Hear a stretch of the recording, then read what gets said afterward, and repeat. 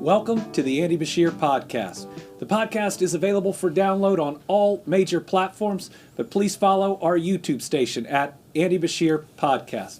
This is Season 2, Episode 4. We're calling Season 2 Prime for 2026, where we introduce you to primary candidates from all over the country that are running interesting and important races. But with all of them, we try to make sure that this conversation is real. The way we do that is by following the cast rules. As a flashback, here are our podcast rules. Number 1, be authentic. You be you, boo. Number 2, talk like a real human being. When folks are going through addiction, they don't call it substance use disorder. When someone's hungry, they don't call it food insecurity. We want to make sure this is a conversation where we're using real words that have real meaning with real emotion. Number 3, no debating reality. Far too often now we see people trying to argue against facts. Number 4, tell your why. We want to get beyond just what you think and get to why you think it. We want our guests to talk about what drives them in life and how they make their decisions. When we talk about our why, we can give each other the grace and the space to disagree, but to understand somebody could be coming from a good place. And number 5, have fun.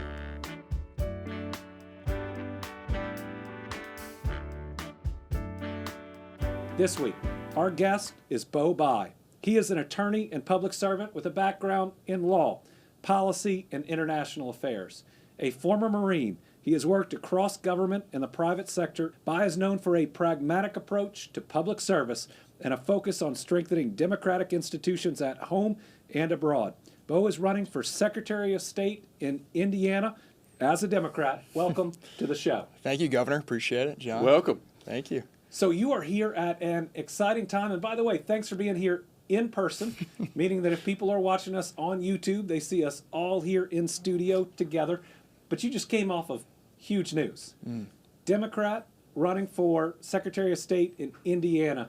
You just announced a fundraising quarter, I think, of $1.8 million. Congratulations. Thank you very much, Governor. And it's just, I feel so grateful for the support. And that support has come from Democrats, Republicans, independents, business leaders, labor leaders, public school teachers. A lot of it's $5 and $10 at a time. And it just means the world to me. It goes to show how people are ready for something different in Indiana, a better type of government, a better type of leadership. So I couldn't be more excited for the future. So tell us about your decision to run. It's not easy running as a Democrat in Kentucky. Yeah. And it's not in Indiana either. But you decided to step up, to take on this challenge. Tell us what drove you to do it and how you're going to win. Yeah, so I grew up in a family of public servants. My granddad and my dad. I know what that's like. Yeah, I think so. My granddad and my dad served our state in Congress. Mm-hmm. And I was always taught growing up, you run for public office to help your community, to make your state a better place, to make our country a better place. And too often in Indianapolis, I'm seeing folks running for public office to help themselves, their friends, and their family. And the Secretary of State in Indiana is a perfect example of where we've gone wrong. He's used his position of trust with the public to benefit himself and his supporters. And that just offends my sense of what a public servant should be. So I'm a Marine, like you mentioned, and you might have seen the commercials. They're true. Marines run toward a tough fight and not away from it. This is a big issue in our state. It goes across party lines. It doesn't matter what political party you ascribe to. We shouldn't be having to put up with this corruption and insider dealing in our state government. That's why I'm running to clean it up. So, John, I think that it's possible that Beau here is Captain America. I mean, because what did you do in the Marines? I was an infantry officer. Oh, right on. Yeah. And eventually were promoted to? I was a captain. So let me ask you, because I've often asked Andy this, is public service something you always wanted to do? Were you destined to do this? Did you have a calling for it? Yeah, I grew up knowing that I wanted to give back and serve in some capacity. Tons of different ways to do that. Running for office is just one little small slice of that pie. You can serve in the military. You can be a public school teacher. You can volunteer. There's a million ways to do that. Running for public office has not always been my goal, but there's always a sense of, in my family, some obligation to give back to your community. And I knew whatever I did in my life, it was going to take that path eventually. See, people see families that have multiple people in public service, and they think about the fact that you might know the good, but you also see the bad. And so what's that driving thing that says, I know what my dad had to put up with, I know the names they called my granddad, but I'm willing to go through it? Yeah, you're right, Governor, and you've both seen this. There's an intense level of criticism that comes with opening your life up to the public. I dealt with this when I was a little kid. I mean, one of my first political memories, I remember outside of our house, my dad was being, thrown around for potentially being a VP candidate for President Obama. I remember looking out the window and seeing all these people with cameras outside our house. And I thought previous to that, I just had any other dad. He went to my basketball games. He was our football coach, things like that. And it's a testament to how good of a father he was. So, but you see the amount of scrutiny and criticism that can come with this line of work. But then you also see the way that you are really able to make a positive impact in people's lives in our state who are struggling. One of the things that my dad's most proud of, that I'm most proud of, is he instituted the 21st Century Scholars Program in Indiana, which has allowed millions of Hoosier kids without means to go to public schools in Indiana debt-free. And that's, we all know that education is a great equalizer that lifts people out of poverty, makes them good citizens, contributing members of society. And that's just, you can do those things in a life of public service. So Beau goes to this university in Boston. I forget the name of it. Exactly. Here it's pretty good. It's the IU of the East, Governor. I hear, except for football. He's a D1 athlete. Yes. And coming out of this school, I think it's called Harvard. It's for people who can't get into Vanderbilt. Knew that was coming back. And has every opportunity in the world.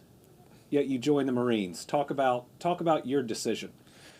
Yeah, I'd always been interested in the military since I was a little kid, playing toy soldiers and things like that. My granddad, like many of us, my granddad was in the Army in post-World War II Europe, and so I kind of grew up hearing stories about him doing that. And I was just drawn to the Marine Corps since I was a little kid. There's a unique esprit de corps that I think the Marine Corps has that's unique among the service branches. And like I mentioned, I had always grown up knowing that I had an obligation to give back to my community. And I felt too often in my life I'd be given all these blessings, and of course I got to do my part to give back and to be worthy of those things. I was tired of other people serving, and I wanted to get in on that too. So that's why I joined the Marine Corps, and I had just a great experience. Was your family supportive of that decision coming out of Harvard? My mom was a little touch and go at first, like most mothers are. Yeah. But they were so proud of me. And I have a twin brother, and he joined the Army, which not everyone can be a Marine. That's all right. But they were very supportive. You're listening to the Andy Beshear Podcast. We are in studio with Beau Bayh running for Secretary of State. I'm struck in really the connection between being abroad as a Marine, protecting our democracy, and now wanting to run for the position where you've got to protect everyone's right to vote. Talk a little bit about that. I've seen firsthand what places in our world look like that don't have well-functioning democracies. So I'm running for a position, as you mentioned, Governor, where you are safeguarding the most important thing to our nation, the health of our democracy. I take that job very seriously. And when I see someone in the Secretary of State's office in Indiana who is not a trustworthy individual, has nothing to do with his political party. If I see someone who's entrusted with all that responsibility and I don't think they're doing a good job, of course that's going to motivate me to try and make a change. So yeah, our democracy is one of our most precious things, and I want to be a good steward of that. When we look at voting rights right now, also under attack throughout the country, we see this mid-cycle redistricting, though I tell you what, Indiana stepped up and said no. We did. We're incredibly, and it's, again, across party lines. There are some principled Republicans in our state Senate who looked at this and said, this is not the right thing to do. Even they're getting tons of pressure from Washington, D.C., and Hoosiers do not like being told what to do, especially by outsiders. I'll tell you, I was shocked. Yeah, well, I think a lot of people were, but... I was pretty proud. Yeah, I was too. But another piece that I was just very proud to see, we had a ton of grassroots across party lines, again, grassroots opposition to this, people making their voices heard around the state. It's easy today in politics to just think that an individual can't have an impact. That was proven wrong in Indiana when we stood up to this gerrymandering. People got involved, they voiced their opposition, and they had a real impact on the conversation. So you would leave a law practice to do the Secretary of State's job. What would be your first act? What do you want to do on day one? On day one, we will conduct an independent audit of this office. I wish we didn't have to do that, but things have gotten so bad where that's a necessary thing to do.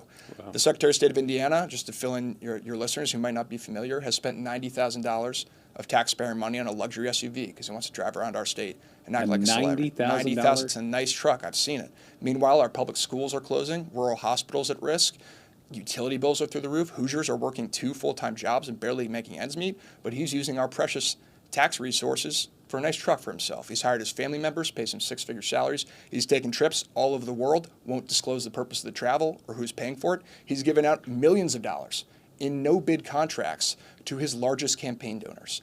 It is not partisan. We cannot tolerate that type of insider dealing in our state government. So day one, we're going to conduct an independent audit. I welcome input from the governor, from the attorney general, from anyone of any political party in that effort.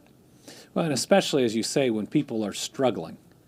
You look at an office that isn't doing everything they can to give that taxpayer the best return on their investment. Tell me a little bit on, secretaries of state run elections. I think they have a duty to stand up for voting rights. They also, I think, have an obligation to do something that is really important in our society right now, and that's in many ways teach or spread civics and the importance of it. It strikes me that you would probably be the first office holder of your generation in Indiana, which might give you a special insight into how people, not just your age, younger. You mean he's younger than us? He's younger than you. Okay. So tell us your thoughts on how do you want to inspire that next group of Hoosiers to vote, to be involved, to volunteer? Of course, that will be a big priority of mine. I just turned 30 a couple weeks ago, which it's crazy to think that sounds amazing. Do you remember those days? A little. A little. And I think, Governor, you've probably seen this. People are hungry for a fresh perspective, some younger voices contributing to our political discourse. I want to be that fresh perspective and that young voice in Indiana. Across party lines, getting folks, whether they're Republican, Democrat, Independent, I don't care, involved in our political process, voting. You know, Indiana consistently ranks toward the bottom of the United States in voter participation. I saw that. If not last in a lot of years. And a lot of the blame for that lies at the Secretary of State's feet. Look, we can't tolerate illegal voting in our state. But at the same time, the Secretary of State should reasonably look at this and say, how can we increase participation? So we need to expand access to early voting centers. We need to reach out on college campuses to get people registered, to get them to their polling place. And one other thing I would love to do is institute a statewide citizen-led ballot referendum. And a lot of states have this, Ohio, Missouri, Florida. What this would do is put the big issues of the day, take the gerrymandering thing. Don't I wish? You wish. We don't have that either. Yeah. For us, it requires a constitutional amendment that has to pass the very House and Senate. That is the reason that you have the ballot measures. So we're in a similar predicament, same type of deal. But I think this would be great, and to get at our voting participation. If we put the big issues of the day on the ballot, that's going to get folks off their couch and into their polling place. Because you guys probably hear this all the time. I'm sure you hear it, Governor. I get around our state. People feel like government just doesn't speak for them, like they have no voice, like they're not represented. I trust Hoosiers to make these big decisions. Let the people have a more direct say. That's going to increase our participation. That's going to make people feel like they have a real say in government. We saw that with medical marijuana, that the House and the Senate wouldn't pass it forever. We finally got them to do it. But they put local referendums on. In every single area that put it on, it won overwhelmingly. Yeah, I was going to say big. And so that was one of those areas that people had made partisan. It wasn't partisan. And that idea that if you could get some of those ballot measures on, you could break through this a win for you is a loss for us type of mentality. And it was interesting to see the legislators that came out in support of it towards the end. Towards the end, once you know it's going to pass. I will say one thing that I found fascinating that maybe you could share with the listeners. Why is this such a unique year for the Secretary of State election? Why is it the election? We will be on the top of the ballot in Indiana. So that happens once every 12 years. Yeah. This is not a common thing. Oh, that's smart. It's not bad. Because at the end, what I want to do to be successful, and I think any politician should really be able to do this, I want to make this a race between two individuals, not political parties, because there's so much wound up today in how partisan our politics has become. People digging in, picking a team, red team, blue team, not shutting out anything they don't already agree with. That's not a way to conduct our political discourse in this country. We have to vote for the best man or woman for the job and not for a political party. So that's more likely to happen if I'm at the top of the ballot, so I'm very lucky. If Indiana played Harvard in football, who are you rooting for? Oh, I'm going with IU. I'm sorry. Sorry to my friends from back in college. So I get asked that because Vanderbilt's in the SEC, Yeah. and my constant answer is I ain't the governor of Vanderbilt. Yeah. I think that's a good Well, call. Governor, I got a bone to pick with you about your quarterback over there. I don't know if you saw that video, but he had some choice words for my football team. So Well, Diego seems to have choice words for About a lot of different things. yeah. Question that's also personal to me. With your last name, what's an assumption that people make about you that's not true? Oh, I think, that I've always had this 50-step plan to run Yeah. for public office. You probably got it. Yeah. And in reality, that would be a miserable way to live your life, honestly. Yes, And it agreed. wasn't the way I was going throughout my life. And that's not been my plan. What I will say is I've always felt, pressure is not the right word, but an obligation to give back. Exactly. And there's tons of ways you can do that. And serving in public office is just one of those. But, that's probably a misconception. But you do get to see what government can do for people.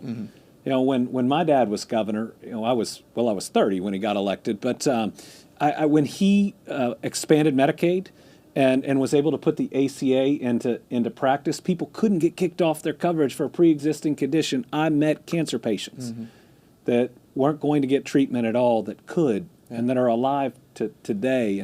And so I think one of the things when you get to watch this firsthand is you see the bad, but you see those moments where you are in a position to do that thing that's going to make just a huge difference. I remember I was probably in 5th grade, and my dad had to take a vote on passing the ACA. And you probably remember it's incredibly popular now, but back in the day, Oh, yes. in Indiana, it was a pretty contentious issue. And my dad voted for it, and that might have cost him politically at the time, but it was the right thing to do. It expanded health care to millions of Hoosiers, and my mom got brain cancer and passed away about 4 years ago.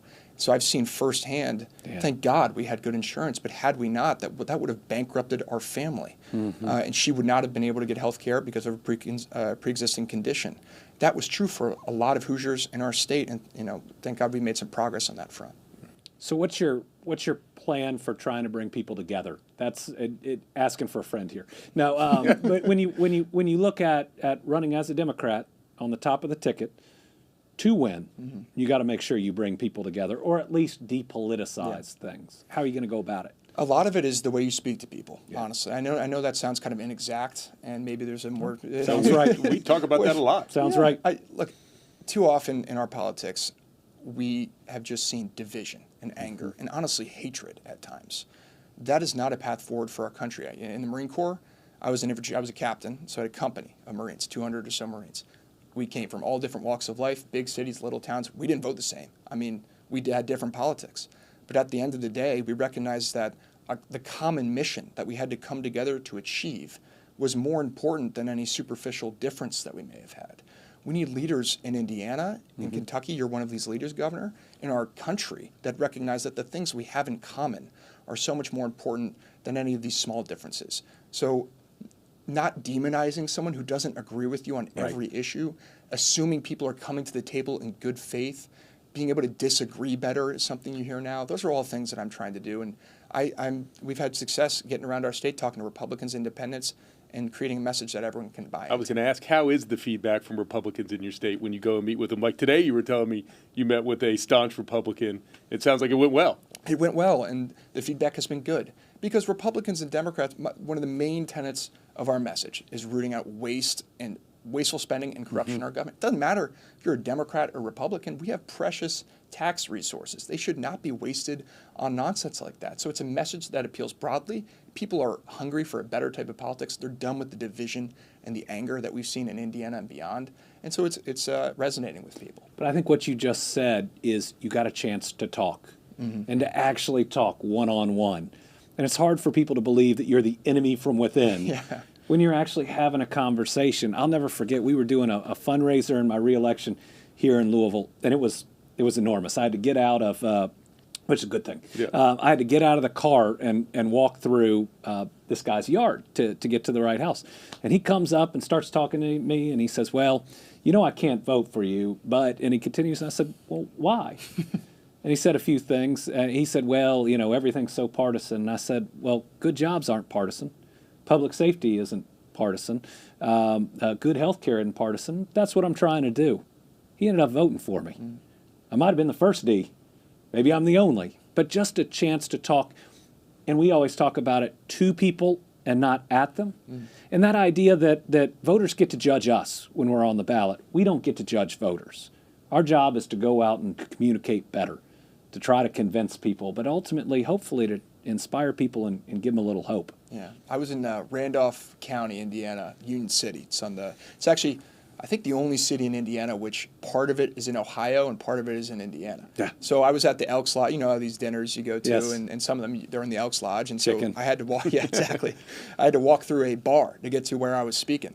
And so there were some folks. I'm never going to miss an opportunity to say hi to people. Yes. And so I went up to a table of folks, and Randolph County is not very Democrat. It's not a Democratic stronghold there. And I just introduced myself. I talked to these folks for about 10, 15 minutes. All of them were Republicans. Most of them had never voted for a Democrat in their lives. And every single person at the table, just having a normal conversation with them, came away and said, I'm going to vote for you. And we didn't talk about these big national divisive issues. It wasn't ideological. It was, to your point, Governor, better public schools, more affordable health care, safer streets, better roads. These things shouldn't be partisan. And you can't be afraid to have the conversation. You know, the toughest group to talk to is the coffee clutch. You know, if you're out campaigning in the morning or you're stopping at the McDonald's or the local coffee shop, there's the coffee clutch. Well, I think we've talked about this before. Really connecting with people on the personal level has been the game changer. I've spoken with so many Republicans that voted for Andy, especially in the second election, once they had time to get to know him as a person. And I think that's a huge deal. Yeah. What's something you enjoy doing that has nothing to do with politics? I love being outdoors. I love hiking, camping, fishing, hunting. We have great whitetail hunting. You guys have elk here now, right? We do. That is crazy. Yes. I saw that. I'm like, Yes. I got to get down here. This is great. It's a lottery system, I hear. It is. Yeah. Yes. So I just love being outdoors, and part of that's from the Marine Corps. You know, in the infantry, you spend a lot of time. I like to call it professional camping. So that's something that I like to do, and we're not on the trail. What are some things, given that you come from a different background, really like I do, in the area of the country, that you think the Democratic Party should do differently? Focus on the issues that matter to most people. Better schools, safer streets, better roads, more affordable health care, more affordable groceries, the so-called kitchen housing, the kitchen table issues. It makes common sense, right? If you focus on the issues that are in front of people in their daily lives, that is how, because I believe we have, our party has the right message on the merits, but we just have to focus on those issues first. And I think if we do, and not belittling people, not having a cultural arrogance when you're talking to people, those are all things that I think we do in Kentucky and Indiana that hopefully spread to the rest of the country.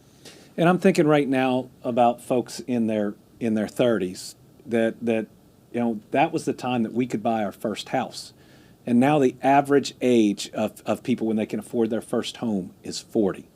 I mean, this is a real issue that is in front of us in America that I think we have to make some gains on, and we're going to have to do it fairly quickly, or it's going to be 2 generations that miss out on that chance. Yeah, in the Midwest is an area that people are drawn to for affordability, but even now, those prices are out of the Tell our listeners a little bit about your state. I mean, you've got Indianapolis, you got the suburbs of Chicago, but like Kentucky, you got a lot of rural parts too, except they have something that we don't have much of. They have a ton of windmills.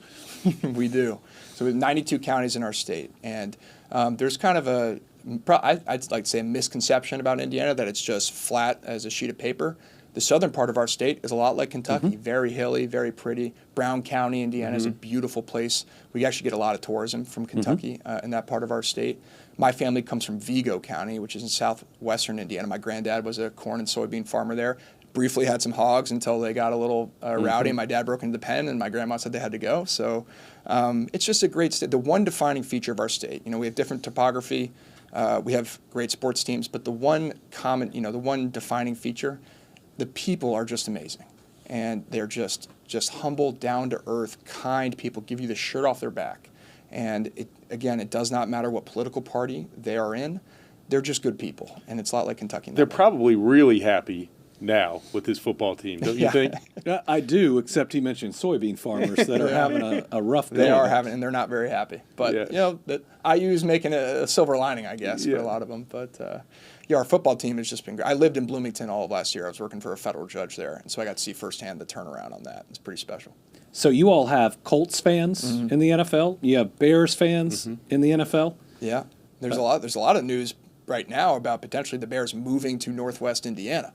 So that would be a big win for some of the folks up there. But I'm a Colts fan. So Laura Kelly pulled that off with the Kansas City Chiefs. They're now looking at moving over to Kansas. And they're looking to Gary, Indiana? Is that? Gary or Hammond, somewhere up there. I was telling John I have a twin brother who worked for the Colts for the past 3 years. So I've gotten to see, firsthand what's going into the team. And working for an NFL franchise is cool. It's kind of cool. We go to these family events. And you just, within 10 or 15 minutes, once word gets out that your brother's working for an NFL team, you just see all the guys in the room kind of just gravitate Can we toward get him. tickets? They're just over there talking. Everybody's looking for those tickets.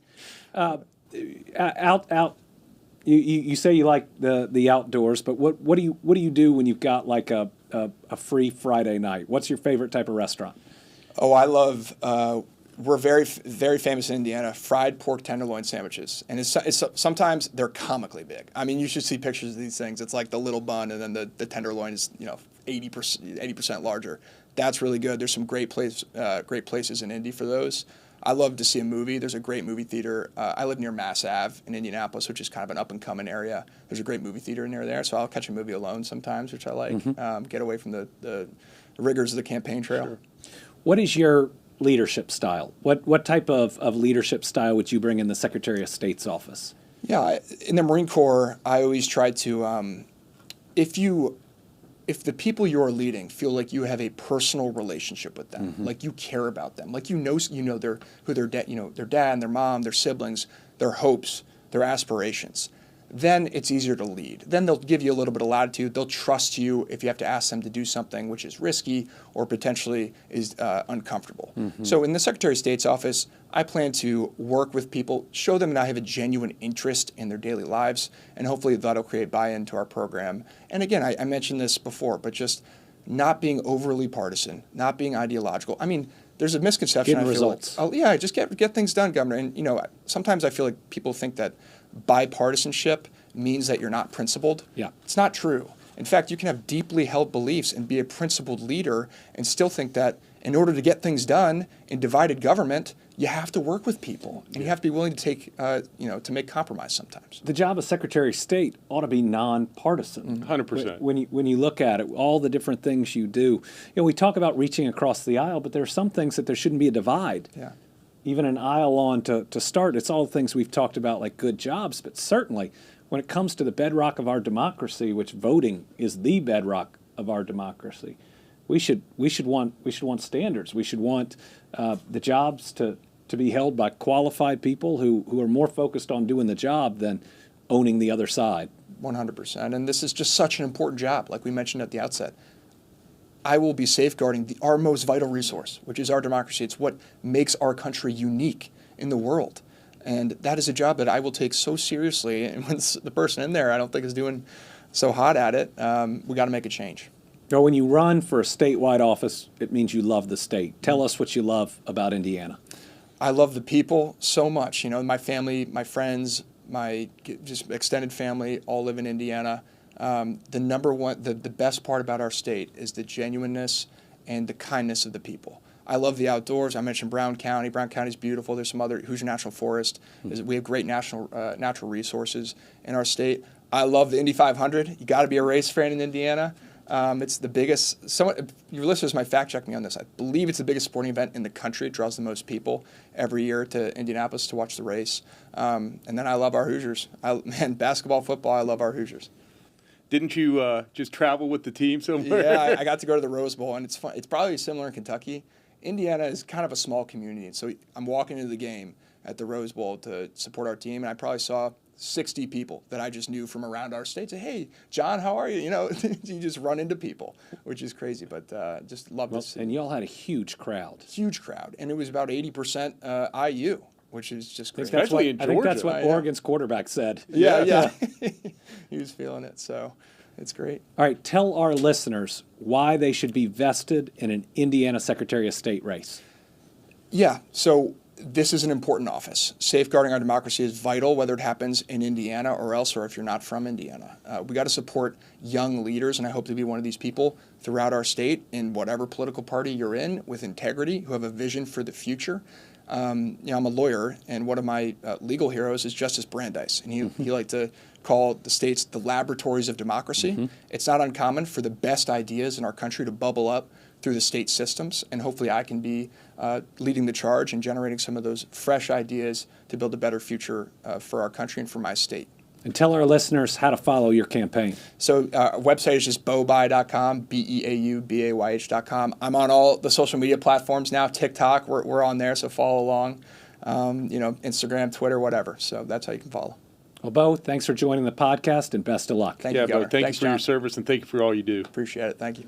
You're listening to the Andy Beshear Podcast. We just finished up an interview with Indiana Secretary of State candidate Beau Bayh. We couldn't let him go without plugging our merch and making sure he has just a little bit of it. As you know, the merch store is open for the Andy Beshear Podcast. We have hoodies, we have sweatshirts, we have mugs, and now we have hats. So, Beau, thanks for coming by. We wanted to make sure you go home with a little bit of Andy Beshear Podcast Thank merch. you. I will wear it proudly, Governor. I appreciate it. See, now we want you to win even more.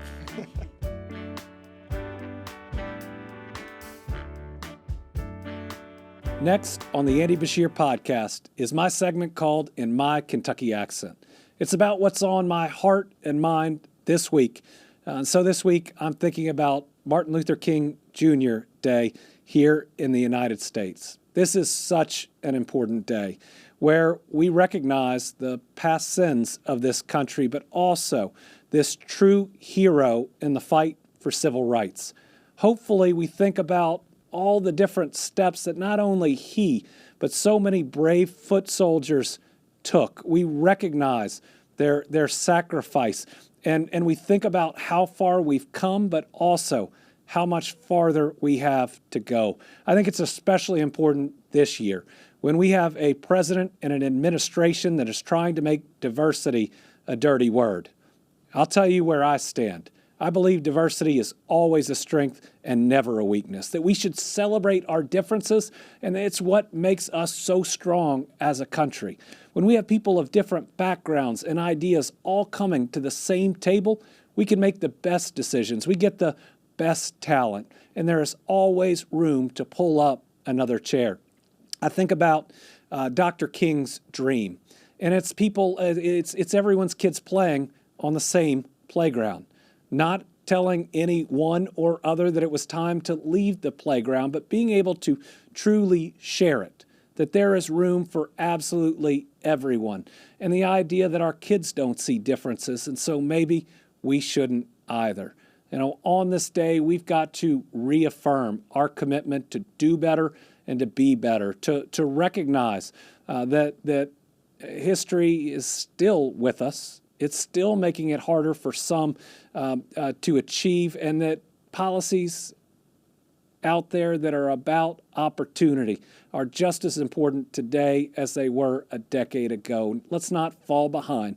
Let's continue to move forward to make sure that everyone has a true opportunity at success.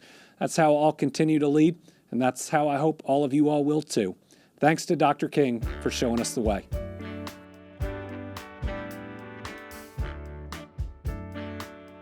Here on the Andy Beshear Podcast, we have a segment called Ask Andy. And today, to lead that segment, we have Shy Young, who I guess didn't coin clock it, but taught us that many episodes ago. I think still one of our best closing segments. Thanks for joining us. Thank you, Governor. All right, what do you have for me today? First question for Ask Andy is, how do you talk to people who didn't vote for you but still need to trust you? I talk to them as people. I'm able to put that last election aside because if you run to be governor, you ought to want to be a really good governor. And to do that means you got to serve everybody. And so if somebody is having a challenge out there and I can help them as governor, if they didn't vote for me, that's fine. If I can better the lives of their family, that's even better. And maybe, just maybe, I'll break through a little bit by doing that. But it's also about listening. How do you know what challenges people have if you don't listen to them? And it's remembering that the job doesn't make you any better, any smarter, any taller, or any better looking. And when people think that it does, uh, typically you don't do a very good job of it, and it just eats you up. I've seen that in other people that have had this job. So you just talk to somebody as somebody, maybe like they're one of the Johns. Nice. Next question. What advice would you give to young people who want to get involved but feel disillusioned? What I'd say to young people is first, I hate the phrase young leader. Why? Because that means you're already leading. And why do you have to somehow lessen it? Which is, I think, when people say it, what it sounds like. And so I'd encourage people find that way to lead. We have a huge demographic shift going on in America right now. Look at the lawyer billboards, right? It's gone from people in their 60s and 70s to people in their late 20s to mid 30s. And that's just one place that you can see it. So there are so many different areas. What I'd say is find some mentors. They don't treat you like a young leader, but just as a leader.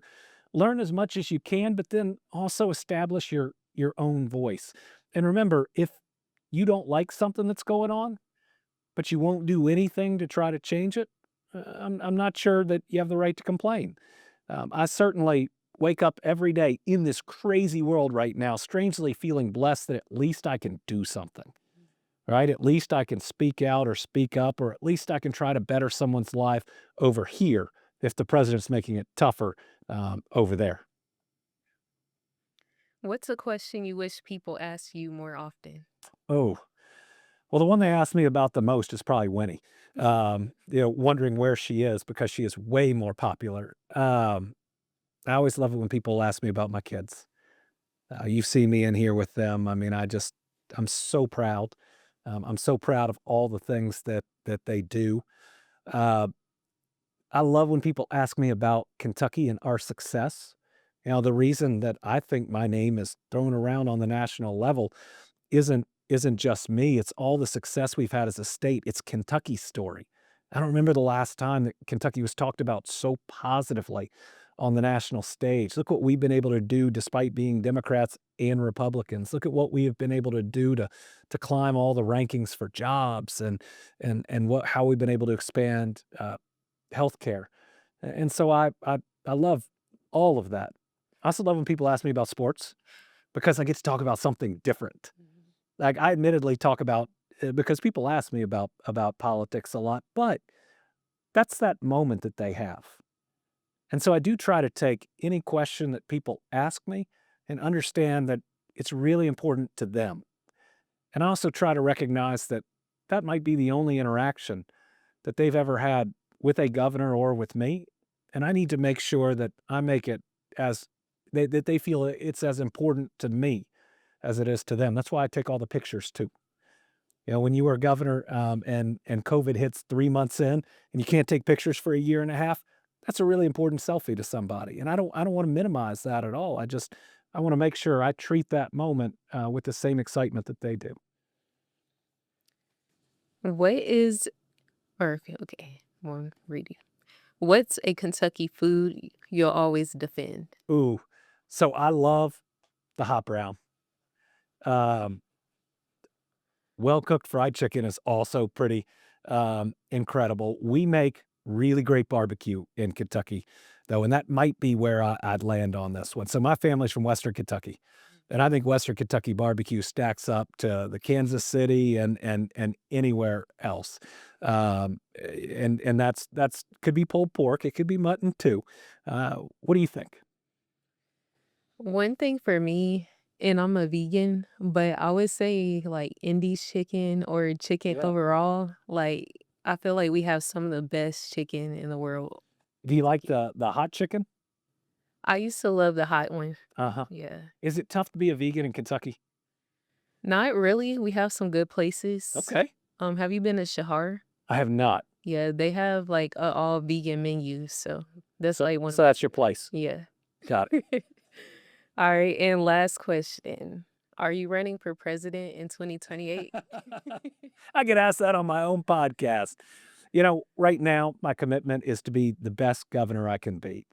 I turned down running for anything else that people had asked me to do because I committed to this job and I love it. Kentucky is a part of who I am, and I think all of us Kentuckians, we love where we're from, and even in the challenges of this job, even through 14 natural disasters, a plane crash, mass shooting, and the rest, I think I've been able with help to move the needle, to make this a better place, and I don't want to give up 2 years of that either by running for anything else right now or by looking forward to any other job. I'm also head of the DGA, so I have 36 races to win. And my predecessor just went 2 for 2 and told me I had to go 36 for 36. And I told her, you had Virginia and New Jersey. So I'm not sure that's fair. But we'll see in the future. It'd be a conversation I'd have to have with my family. And I think it's mainly about having the right candidate. I don't think that the way we heal this country is to have some Democratic version of Donald Trump. I don't think it's by having people that now want to get revenge on the other side. I think it's getting past the us versus the them. Wanting that better country where we're Americans first and Democrats and Republicans second or third, and then just delivering. Like life's hard right now, right? Between the bills and just the stress of the news and all of that. Buying a first home right now is more challenging than it's ever been. Those are things we can get real results on that help people of all or no political parties. So the wild part is I think that maybe the way that we heal is to be a little less partisan, in which I think everyone would say amen, but we've got to get our government officials to do what the people want, which is just that. I love it.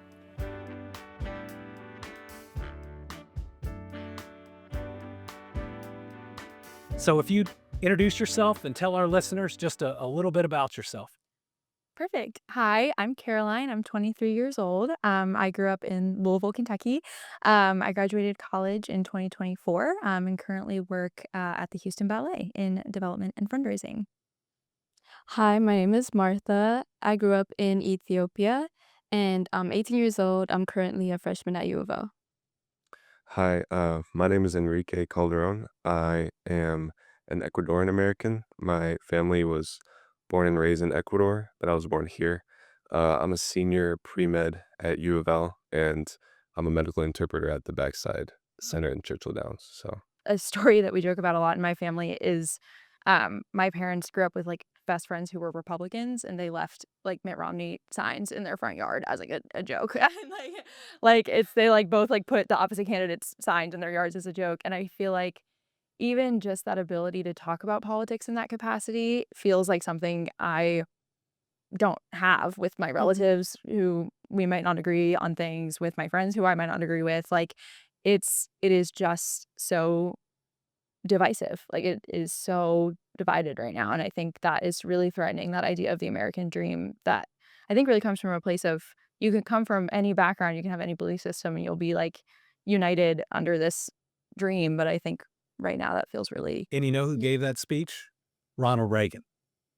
There, when talking about immigration. But I love when you talked about your parents and their neighbors, because it's the idea that your neighbor isn't the enemy from within. Exactly. Your neighbor is just trying to do their best in this tough world, and they might have had different experiences where they have some different views. yeah, I think understanding that the person next to you could have had a completely different upbringing, experiences in life that shapes somebody's, ideas and their ways of thinking. I think that's definitely something we've lost the ability to kind of read. So I kind of agree with what you say when you say like we've been robbed of stuff we're able to do, but I kind of look at it in terms of in order to overcome that, we should still be able to talk. Like anybody should be able to say what they think without feeling pressure from their own party or the opposing party that, oh, really, should I say that or not? So the idea of not getting canceled. Right. Yeah. That's what I was gonna say. So I'm glad you caught on. Yeah, that's It's the idea of there was certainly a time in the Democratic Party where if you weren't a 10 out of a 10 on a certain issue, you could get pushed out.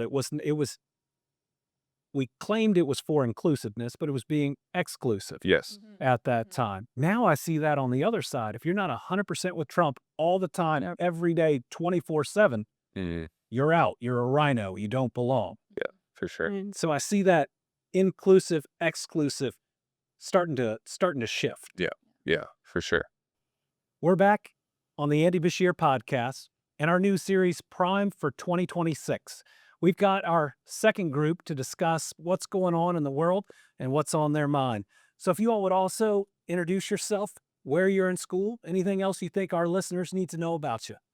My name is Ian Dayton. I go to Indiana University Bloomington, and I'm studying finance and accounting and working on my MBA right now.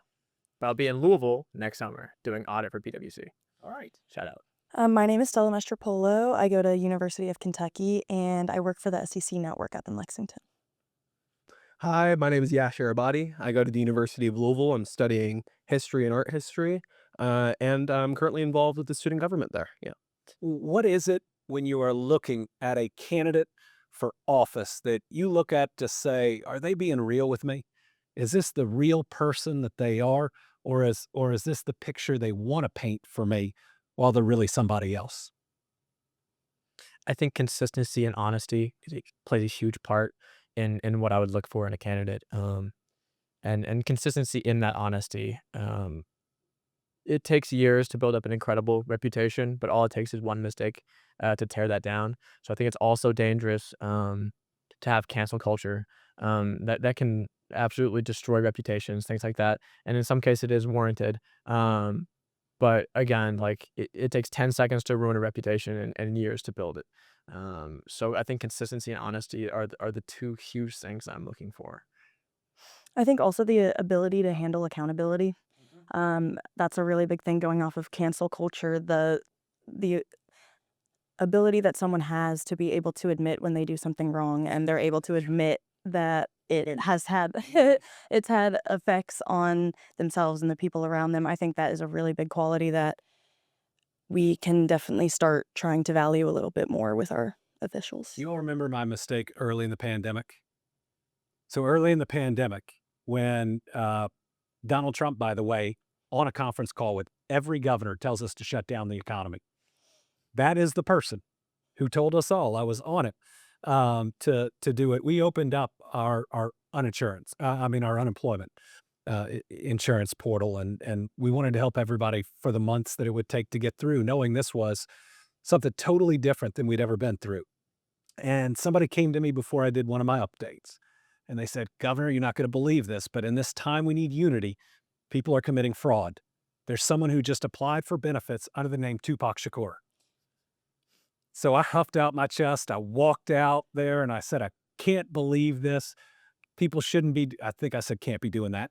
And this is a time where we should all be standing up for each other. Well, it turns out there's a guy in Lexington who was working in the restaurant industry that had changed his name to Tupac Shakur. And he'd applied for unemployment benefits, and I, as governor, had basically run over him with a bus.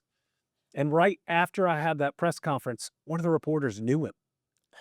And so came up to me, and I was less worried about what it would mean for me in the future.